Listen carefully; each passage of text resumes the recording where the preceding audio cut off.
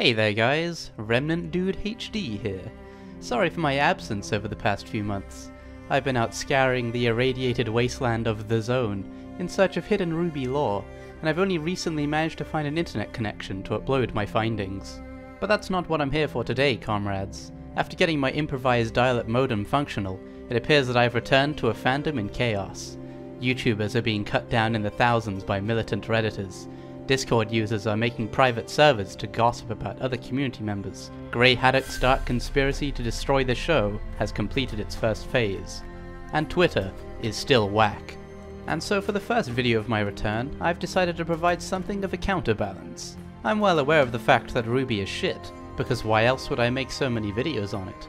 But being that everyone else is covering that topic for me, I am once more going to subvert the norm and break new ground with insightful content you don't get anywhere else. Today, dear viewers, we're going to look at why RWBY Volume 6 was good.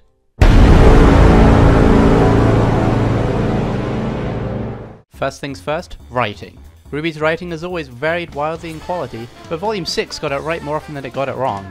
The initial dilemma between Team RWBY and Ozpin is solid. Both sides of the argument had understandable points you could see reason in, with the young RWBY being frustrated at the prospect of facing an immortal opponent, and Ozpin keeping secrets due to his lifetime of betrayal. Creating a relatively balanced small debate such as this one can be a difficult task for a writer, and I think Miles and Kerry did a pretty good job of this one, those bicycle-hating hacks.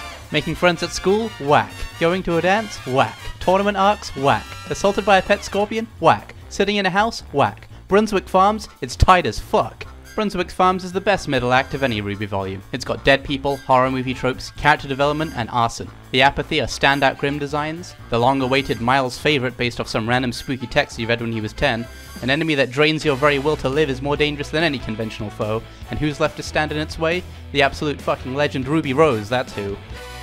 While RWBY talked a little bit longer than she should have this year, she still had the best season she's had in a while. RWBY expressed doubt with herself, faced personal challenges, learned new things, and stood up for herself more, and took on a stronger leadership role. On to other characters, Ozpin and Salem got a lot more interesting after their impressive 26-minute long backstory episode, reframing the entire story as more of a sympathetic tragedy. For new inclusions, Maria was a great success. She brought in some good comedy, had immediate ties to the world of Argus and the Silver Eyes lore, served as an inspiration to Crow, brought some light towards Yang's victories, and of course, provided some much needed mentoring for RWBY. She even gave us a fight scene. The fights in Volume 6 were baller. The shakiest is by far the mech battle, and even that has some killer moments like Jean's mad dash to save Nora or RWBY jumping into the cannon.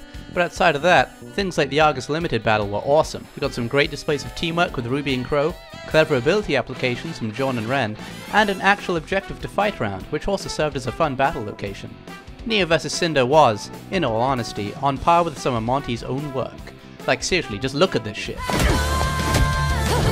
Maria vs Talk & Co was cool, even if, or especially because, we already knew the tragic outcome.